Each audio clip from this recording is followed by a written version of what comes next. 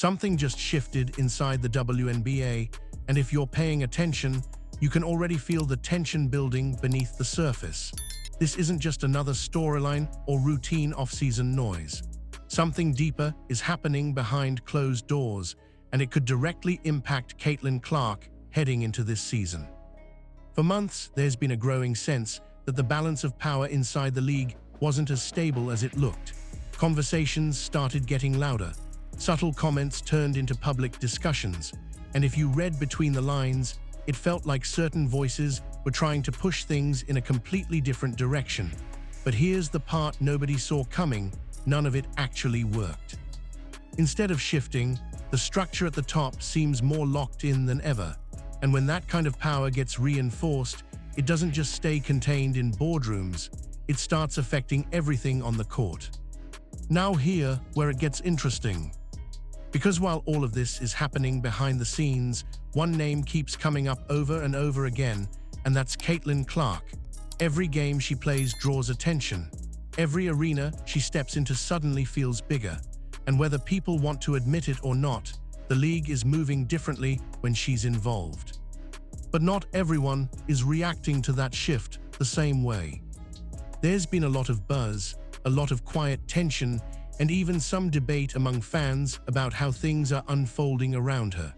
And when you combine that with a power structure that just got stronger, not weaker, it raises a serious question. What actually happens next? Because if this situation keeps building the way it is right now, the impact might be bigger than anyone expected. At first, it didn't look like anything serious.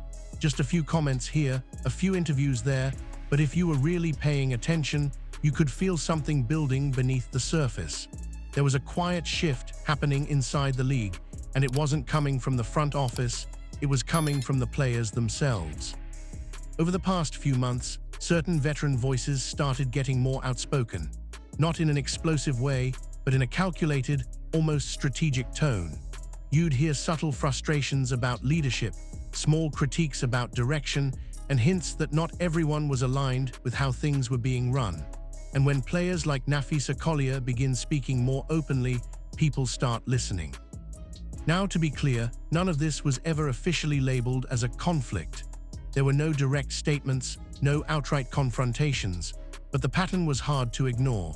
The timing, the consistency, the way certain topics kept resurfacing, it led many fans to believe there was more going on behind the scenes than what was being said publicly. Some reports and online discussions even suggested that this wasn't just frustration, it was an attempt to influence the direction of the league itself. Not necessarily a full-blown takeover, but a push, subtle, coordinated, and aimed at creating pressure where it mattered most. And for a moment, it looked like it might actually work. The conversations were gaining traction. Media outlets started picking up on the tone shift. Fans began debating it more seriously. It felt like the kind of momentum that could force real change. But then, everything stalled. No major announcements, no visible adjustments, no sign that leadership was reacting the way many expected. And just like that, the energy that had been building started to fade.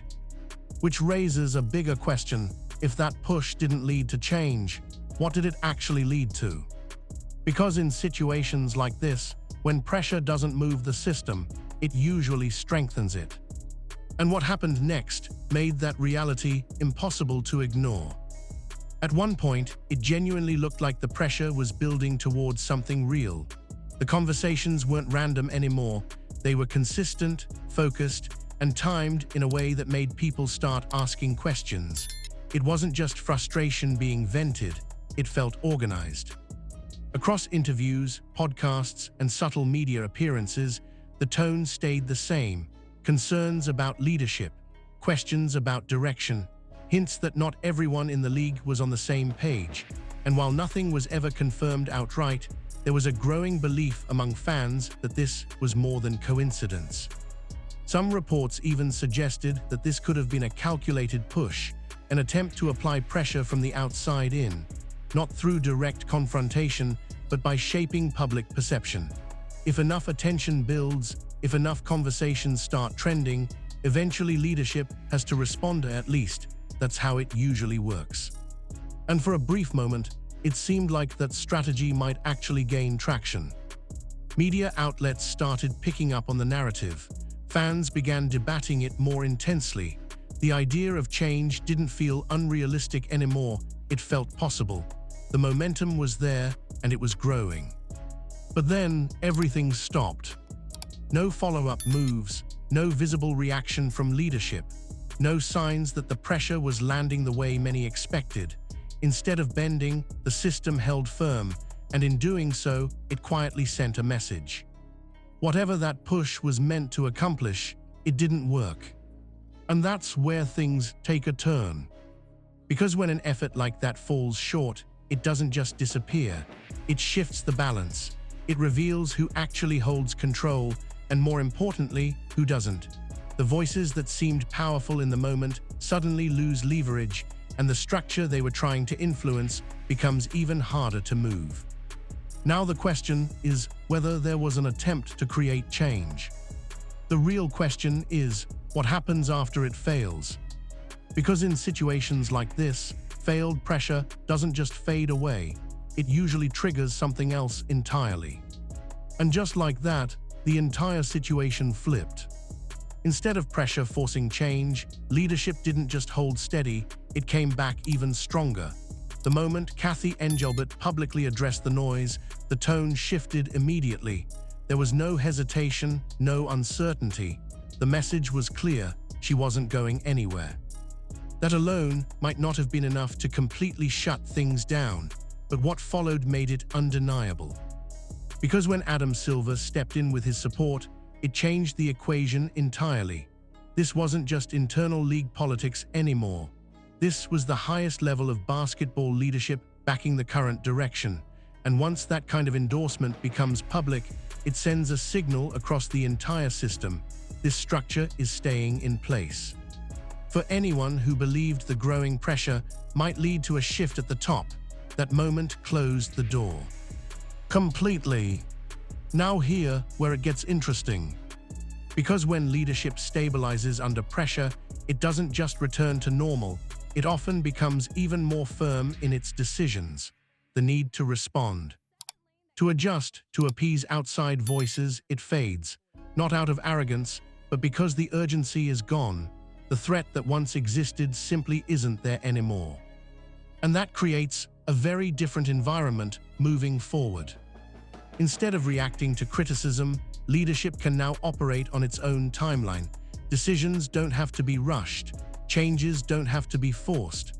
Everything becomes more controlled, more calculated.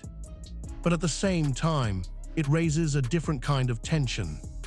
Because when one side gains stability, the other side loses influence. The voices that once seemed to be building momentum suddenly feel quieter. The pressure that looked like it might lead somewhere now feels like it hit a wall. And in situations like this, that imbalance doesn't just disappear, it lingers beneath the surface. Which leads to the bigger question.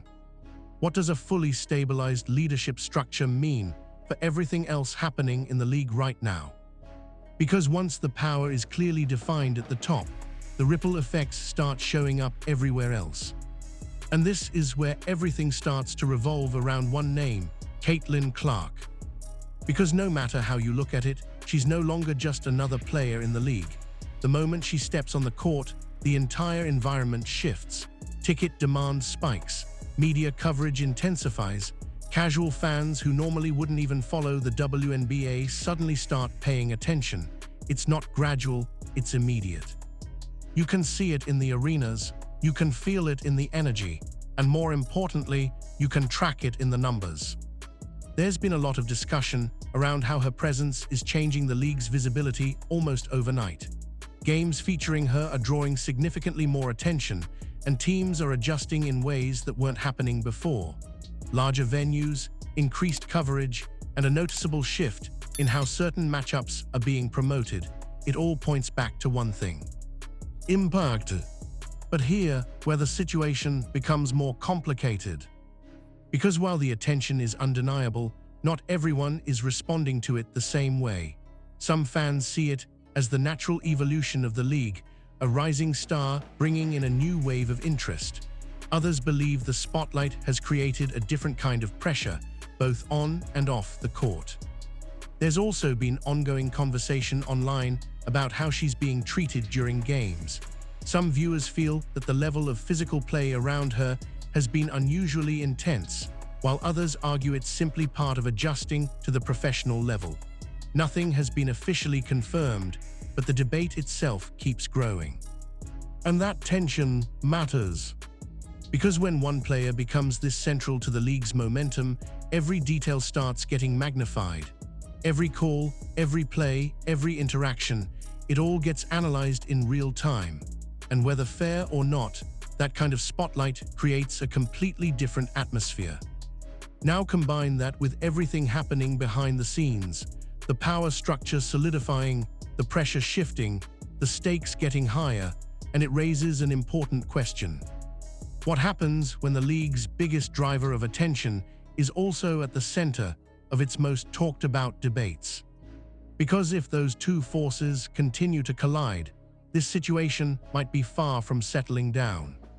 But here, where the conversation takes a turn, and this is the part that's been quietly building all season. There's been a growing wave of discussion around how Caitlin Clark is being treated on the court. Not officially, not from the league itself, but from fans, analysts, and people watching every single possession closely. Some believe the level of physical play around her has been noticeably intense. Screens feel harder, closeouts look more aggressive, contact that might normally draw attention sometimes goes uncalled. At least, that's what a portion of the audience has been pointing out. And once those clips start circulating online, the conversation spreads fast. Now, to be clear, nothing has been confirmed by the league as anything unusual. There's no official statement suggesting anything is being done differently, and plenty of voices push back on that idea entirely, saying this is simply what happens when a high-profile rookie enters a professional league. The speed is faster, the defenders are stronger, and the margin for error is smaller. But that's exactly why the debate keeps growing, because both sides sound believable. On one side, you have fans arguing that the physicality crosses a line at times, especially considering how central she's become to the league's visibility. On the other, you have those who see it as part of the natural adjustment process, something every elite player has to go through. And in between those two perspectives is uncertainty. Because when there's no clear answer, every moment starts getting analyzed. Every missed call becomes a talking point. Every hard foul turns into a clip. And suddenly, what would normally be a routine part of the game becomes a headline. That kind of attention doesn't stay contained, it builds. It builds pressure on officials. It builds pressure on players.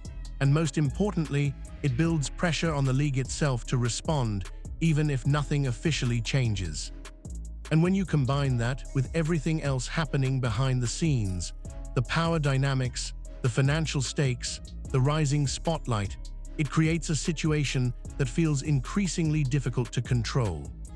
Because if this conversation continues to grow, it won't just stay a debate. It could start forcing real decisions. And this is the part no one inside the league can ignore anymore: the money. Because what's happening around Caitlin Clark isn't just hype, it's measurable. The moment her name appears on a schedule, everything changes. Ticket demand jumps, prices rise, and in some cases, teams aren't even playing in their usual arenas anymore, they're upgrading. We are talking about franchises moving games into significantly larger venues just to handle the surge in interest. That's not normal. That doesn't happen for typical matchups. That only happens when the demand is strong enough to justify the risk and the reward. And that's where things get serious. Because this isn't just about selling more tickets, it's about an entire economic ripple effect. More fans in the building means more concessions, more merchandise, more local media attention, and stronger sponsorship visibility. One game suddenly turns into a high-revenue event. Now multiply that across an entire season. You start to see why this matters so much. There's been growing discussion around how her presence is influencing not just attendance, but the business decisions teams are making in real time. From scheduling adjustments to marketing focus, everything starts to lean toward maximizing those high-demand moments. And here's the key detail: this kind of impact doesn't stay isolated. Once teams begin seeing consistent financial upside tied to one player's availability, priorities start shifting behind the scenes. Protecting that value becomes more important. Maintaining that momentum becomes critical. Because if that driver disappears, even temporarily, the numbers don't look the same anymore. That's the part that adds pressure. Because now it's not just about performance on the court, it's about sustaining a surge that's actively lifting the league's visibility and revenue at the same time. And when that much financial momentum is tied to a single presence, it creates a situation the league has to manage very carefully. Because if anything disrupts that flow, the impact won't just be felt in the standings. It'll be felt everywhere. And just when it seemed like the situation couldn't get any more complex, a new layer quietly entered the picture: the owners. Now, unlike players or media voices, ownership groups don't speak often. They don't jump into interviews or respond to every headline. But when they do move, it's usually calculated, and it's usually tied to one thing: investment. Because at the end of the day, these are billion-dollar stakeholders. And over the past year, there's been a noticeable shift in how much they're putting into the league. Larger venues, expanded marketing, upgraded game day experiences, it all points to one thing. They're betting on growth. And a huge part of that growth is directly connected to Caitlin Clark. Now here where it gets interesting. Because when owners start seeing real, measurable returns tied to specific games, specific matchups, and even specific players, priorities begin to change. It's no longer just about long-term development or gradual progress. It becomes about protecting what's already working. There's been increasing conversation, nothing official, but definitely noticeable, that ownership groups are paying very close attention to how this season unfolds. Not just in terms of wins and losses, but in terms of consistency, stability, sustainability. Because if the current momentum continues, the upside is massive. But if something disrupts it, that's where the risk comes in. And that's why some believe, again, this is based on growing discussion, not confirmed decisions, that owners could eventually push for certain adjustments. Whether that's related to scheduling, presentation, or even how the game is managed on the court, the incentive is there. Not to interfere, but to protect. Because from a business perspective, when a league finds something that's driving attention at this level, you don't leave it to chance. You monitor it, you support it, and if necessary, you step in to make sure nothing derails it. Now, does that mean anything will actually change? That part isn't clear yet. But what is clear is that the stakes are no longer limited to just the players or the league office. Because when ownership starts paying attention this closely, the entire dynamic shifts. And that's when things can really start to escalate. And just as all of this tension is building, another problem quietly enters the picture, and it might be the most disruptive one yet. The expansion draft. Now on the surface, it sounds simple. New teams enter the league, they need players, and existing teams have to make a few tough choices. But when you actually break it down, the reality is far more intense. Because every team is limited in who they can protect. Which means no matter how strong your roster is, you're going to lose something valuable. And for teams like the Indiana Fever, the pressure is even higher. The easy decision is obvious. Caitlin Clark is untouchable. There's no scenario where you risk losing a player who's driving this level of attention, impact, and momentum. Right behind her, players like Aaliyah Boston become critical pieces as well. Young, talented, and already proven, they're part of the foundation. But here, where things get complicated. After those core names, the decisions start getting uncomfortable. Because you can't protect everyone. Valuable role players, key contributors, chemistry pieces, the kind of players that don't always dominate headlines but are essential to winning, suddenly become exposed. And once they're available, expansion teams are ready to act immediately. There's been a lot of discussion around how aggressive these new franchises could be. With fresh rosters to build and full flexibility, they're not looking to wait. They're looking to take advantage of the situation right away. And that creates a ripple effect. Because now teams aren't just thinking about who they want to keep, they're thinking about who they can afford to lose. And those are two very different conversations. For Indiana, this could reshape everything. One wrong decision, one miscalculation, and suddenly the roster around Clark looks very different before the season even fully settles in. And when you combine that with everything else, the financial pressure, the growing spotlight, the internal dynamics, it becomes clear this isn't just a routine draft.